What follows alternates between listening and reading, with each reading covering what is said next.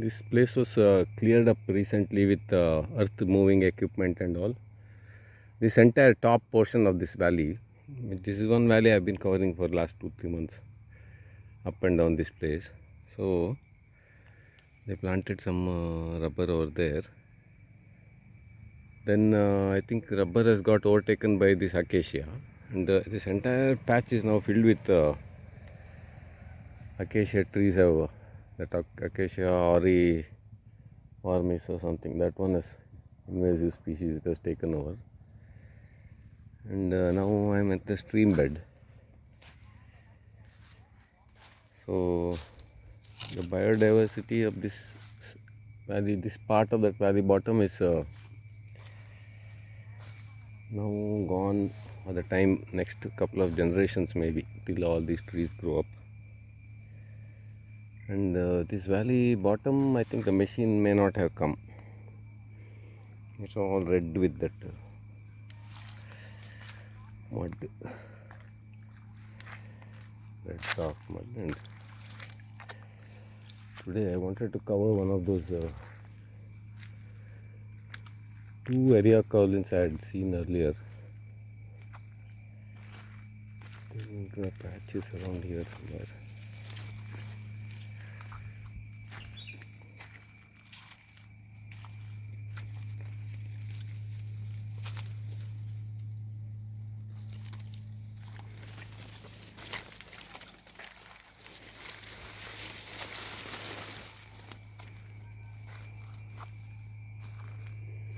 I'm covering all the surrounding area so that some idea about how it was I can check later in the future, and also to get a clear idea about what habitat all these plants occur, each of these species, because most of them not that much studied properly, also they are not that well known, and I don't think anyone grows them and all so far.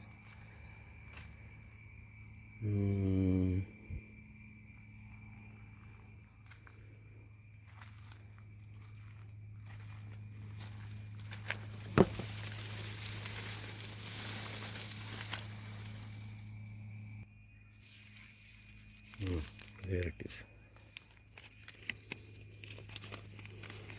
Now morning I did one Eriocaulon, and then today I am going to do the second one.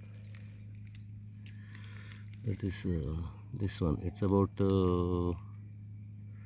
1 inch tall,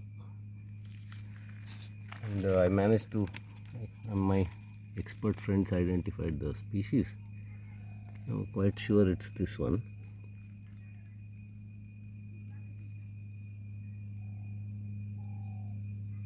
So you can see the size. Some 10 of them will fit into one of my nail, that size.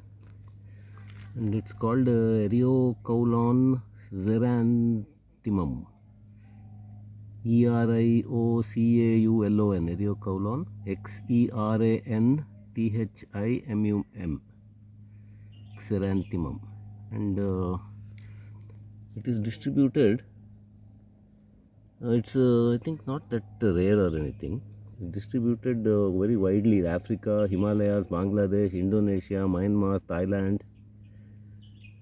Big range is there, and in India, in Andaman, Andhra Pradesh, Assam, Bihar, Goa, Kerala, Karnataka, then northeast states, then Tamil Nadu, Bengal, almost entire India it is there. This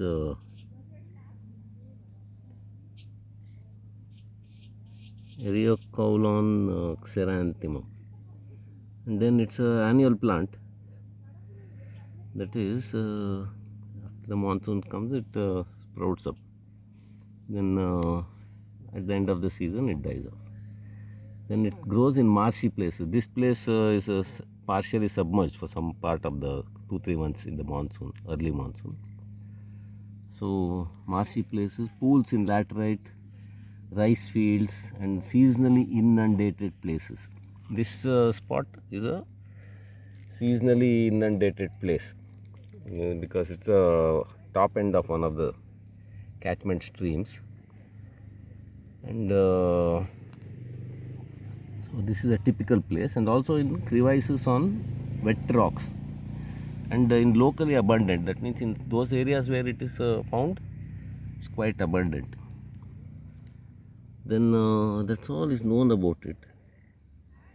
By looking at it, I feel if it is quite common and in such public places, if the plant is there, it's worth trying to grow one just to see what it's all about. And then seeds.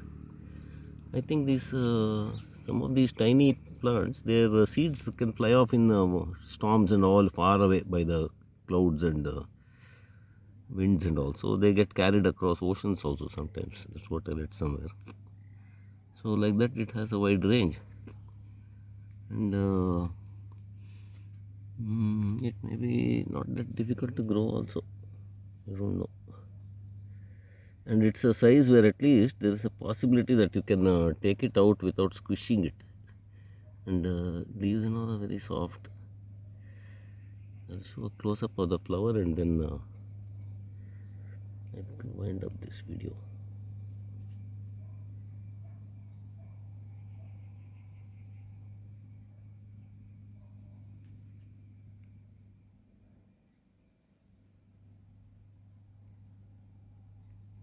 Quite a nice, cheerful looking thing. So this is the second size, and nearby there is one more also, bigger one, which I need to get the botanical name. As soon as I get it, I'll do a short video on this one also. They are all occupying similar areas. 3 of this Eriocaulon in this particular bed. One is this xeranthemum, then this one, which name I don't know, and third one is even smaller, something in between. This also I had to find out, this one. So 3 species are there in this, coexisting in the similar area, but the smallest one is also, it can little bit inside the grass also, it's managed to survive. The main threat for these species are these grasses. Too much grasses come, they get smothered and drowned in them. And then of course invasive species. In this location, hardly about 200 meters away,